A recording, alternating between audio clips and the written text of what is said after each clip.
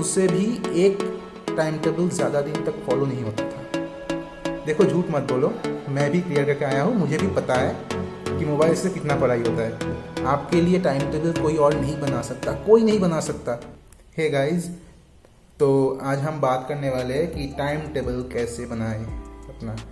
तो ये आप लोगों में से बहुत से भाई बहनों ने मुझे पूछा। मैं तो आइडियल नहीं बता सकता, क्योंकि देखो पहले तो ये समझो कि आइडियल टाइम टेबल ना होता ही नहीं है, कहीं पे नहीं है। क्योंकि आप देखो जो भी सक्सेसफुल हो गए हैं या फिर जो भी बहुत अच्छे मेडिकल कॉलेजेस में हैं, उनसे बात करो कि वो कोई आइडियल टाइम टेबल फॉलो नहीं करते थे। ये होता नहीं है। मतलब किसी ने बताया था या फिर यूट्यूब से ही मुझे मिला था ये कि एक आइडियल टाइम टेबल ना वही होता है जिसको फॉलो नहीं किया जा सकता, समझे। मतलब टाइम टेबल जब आइडियल हो जाता है ना तो उसको फॉलो करना बहुत मुश्किल हो जाता है। इसीलिए आप किसी और का टाइम टेबल ना फॉलो नहीं कर सकते। ये तो मतलब ये हो गया कि कोई जब खा रहा है तो आप भी खा रहे हो, अगर वो सो रहा है तो आप भी सो गए।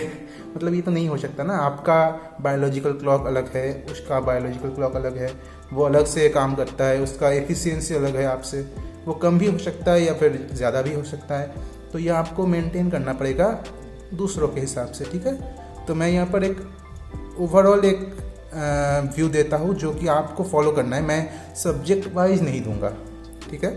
सब्जेक्ट वाइज आपको बनाना है अपने हिसाब से। ये आपका कौन सा सब्जेक्ट वीक है, कौन सा स्ट्रॉन्ग है, ये आपके हिसाब से बनाना है, ठीक है।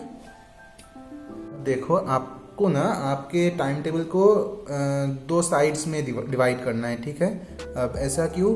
क्योंकि एक साइड में हम रखेंगे कि वो कॉलम रखेंगे जो आपके हाथ में नहीं है, जो टाइम आप कम या ज़्यादा नहीं कर सकते, उसको उतना ही टाइम देना है, ठीक है। और कुछ टाइम सेकेंड कॉलम में रखेंगे, उसको हम कंट्रोल कर सकते हैं, ठीक है। अब फर्स्ट कॉलम जो अनकंट्रोलेबल है, ठीक है, आप कंट्रोल नहीं कर सकते, वो है फर्स्ट। उसका पहला है अपना स्लीप पैटर्न, स्लीप टाइमिंग। इसको जो भी हो जाए रिड्यूस नहीं करना। कितना रखना है भैया? देखो स्लीप टाइम एक ओवरऑल बताता हूँ। नॉर्मली एक इंसान के लिए 8 घंटे का नींद सफिशिएंट होता है, लेकिन हाँ ये मैन टू मैन वेरी करता है। जैसा कि मेरा तो 4-5 घंटे में भी हो जाता था, लेकिन अभी ज़्यादा लगता है क्योंकि अभी तो मेडिकल कॉलेज में आ गया हूँ ना। अब थोड़ा प्रेशर कम है तो होता है, थोड़ा ज़्यादा नींद हो जाता है और कभी कभी कम होता है। तो ये अपने हिसाब से देख लेना। मेरा ये मानना है कि आप 7 से 8 घंटे का नींद ज़रूर लेना। इससे क्या होगा, आपका एफिशिएंसी बहुत ज़्यादा बढ़ेगा। और हाँ, ये एक गया नींद। और सेकंड जो आते हैं, सेकंड में इसी कॉलम में अनकंट्रोलेबल में होता है, ठीक है। जो टाइम आप कंट्रोल नहीं कर सकते, आपका नींद चाहिए 8 घंटे का चाहिए तो 8 घंटे का ही लेना है, कम ज़्यादा नहीं करना। ज़्यादा लोगे तो पूरे दिन खराब जाएगा, कम लोगे तो पूरे दिन स्लीपी रहोगे, ठीक है। तो ये तो और भी काम हो गया। मतलब देखो अब सेकंड आते हैं। सेकंड में है आपका क्लासेस। ट्यूशन्स ले लो या फिर स्कूल ले लो, या फिर किसी भी तरह का क्लासेस वगैरह कुछ ले रहे हो तो वो ले लो। ये ओवरऑल कितने घंटे चलते हैं?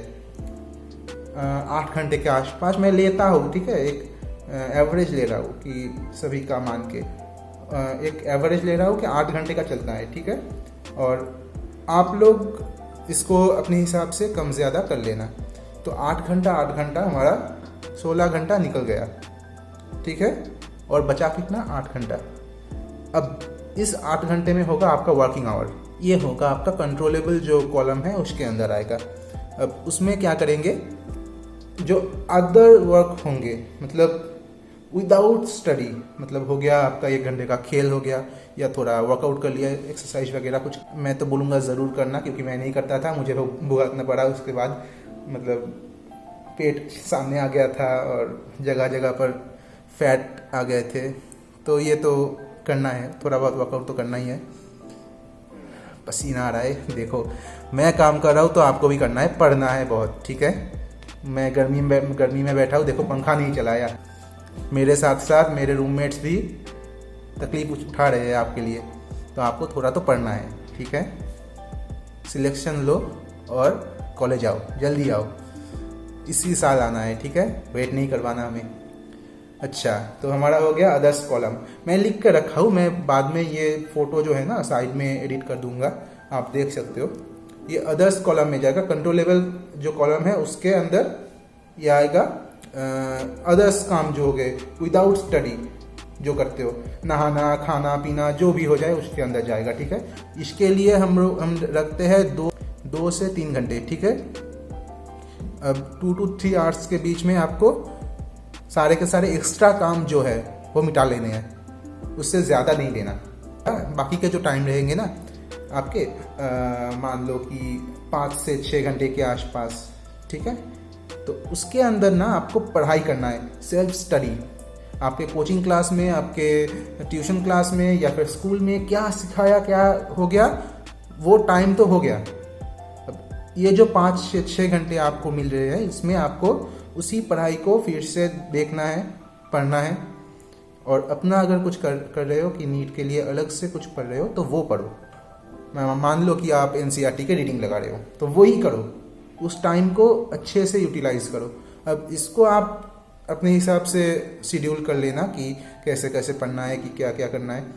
और हाँ, जो लोग ड्रॉपर हों, ठीक है, नीट के लिए जो ड्रॉप कर रहे हो ना, मैं उन्हें कहूँगा कि आप एक काम करो, जो आपके ट्यूशन क्लासेस के टाइमिंग है ना, वो तो आपको कम लगेंगे, स्कूल तो नहीं है, हफ्ते में 2 या 3 दिन आपके क्लासेस रहेंगे, आई थिंक ज़्यादातर ऐसे ही होते हैं। तो उनको ना उस टाइम को यूटिलाइज करना है, ठीक है, वो पूरा पढ़ना है, ऐसा नहीं कि मोबाइल लेके बैठ गए, नहीं। और हाँ, जो लोग मुझे बोलोगे ना कि हम तो पढ़ते हैं मोबाइल से, देखो झूठ मत बोलो, मैं भी क्लियर करके आया हूँ, मुझे भी पता है कि मोबाइल से कितना पढ़ाई होता है, कुछ तो होता है, लेकिन ऑनलाइन क्लासेस वगैरह जो होते हैं वो होता है, लेकिन जो असली पढ़ाई होता है ना वो NCERT से ही होता है। तो झूठ मत बोलो और अपने आप को बेवकूफ़ मत बनाओ, क्योंकि देखो आप मुझसे झूठ बोलोगे, अपने मॉम डैड से झूठ बोलोगे, ठीक है, लेकिन आफ्टर ऑल जो लॉस है ना वो आपका ही है, ये हम में से किसी का नहीं है, ना कि मेरा लॉस, ना कि आपके मम्मी डैडी का लॉस, अल्टीमेटली आपका ही लॉस है। तो मैं तो ये कहूँगा कि पढ़ो, ठीक से पढ़ो। और मैं चाहूँगा कि आप में से बहुत सारे भाई बहन जो है आ जाओ, मेरे कॉलेज में भी आओ, मैं चाहता हूँ आप लोगों को देखना, ठीक है। तो मैं ज़्यादा टाइम वेस्ट नहीं करूँगा आपका, इतना ही था कि ये जो 8 घंटे का लेवल जो था टाइमिंग, उस 8 घंटे को आपको अच्छे से यूटिलाइज करना है किसी भी तरह। आपके लिए टाइम टेबल कोई और नहीं बना सकता, कोई नहीं बना सकता। अगर आप मुझसे पूछोगे तो देखो, मुझसे भी एक टाइम टेबल ज़्यादा दिन तक फॉलो नहीं होता था, मैं नहीं कर पाता था। तो क्या करना है भैया, आप भी नहीं कर पाते, हम भी नहीं कर पाते, तो आप वहाँ पर कैसे चले गए, हम नहीं जा पा रहे। देखो इसका एक ट्रिक जो है ना, मैं करता था कि हर रोज़ तो नहीं होता, मतलब जब भी मन करता था कि अब तो नहीं हो रहा है इस पुराने वाले से, अब नया टाइम टेबल चाहिए, तो मैं नया बना लेता था। कि कितना टाइम लगता है एक नया बनाने में, 10 से 15 मिनट हो जाएगा, 10 to 15 मिनट्स के अंदर आपका नया टाइम टेबल बनकर तैयार। उसके बाद अगले दिन फॉलो करो ना, कोई प्रॉब्लम नहीं है। आपका मेन टारगेट क्या है, पढ़ना ना, पढ़ना ही है ना आपको, मेन टारगेट तो हमारा पढ़ाई करना है। तो कैसे भी करे, हम हो सकता है कि 10 मिनट चले गए हमारे टाइम टेबल बनाने में, तो 10 मिनट गया, बाकी के 23 घंटे बचे हैं हमारे पास, 23 घंटे 50 मिनट, तो कितना हो गया, 10 मिनट आपका जो वो आपका वेस्ट नहीं हो रहा है, वो यूटिलाइज हो रहा है। कि आप 10 मिनट को वेस्ट करके बाकी के पूरे टाइमिंग को बचा रहे हो, ठीक है। तो स्लीप को कंप्रोमाइज़ नहीं करना है, क्योंकि मैंने अपने टाइम पे बहुत गलत किया था। एक टाइम पर 2022 में मैंने एग्ज़ाम दिया और मेरा 14 नंबर के लिए रह गया था, और उस वक्त बहुत ही कम सोया था मैंने। लेकिन हाँ, 23 में मैं बहुत अच्छे से पढ़ा, अच्छे से सोया भी, और सब कुछ ठीक ठाक किया, एक बैलेंस बनाकर किया। तो आज मैं यहाँ पर हूँ।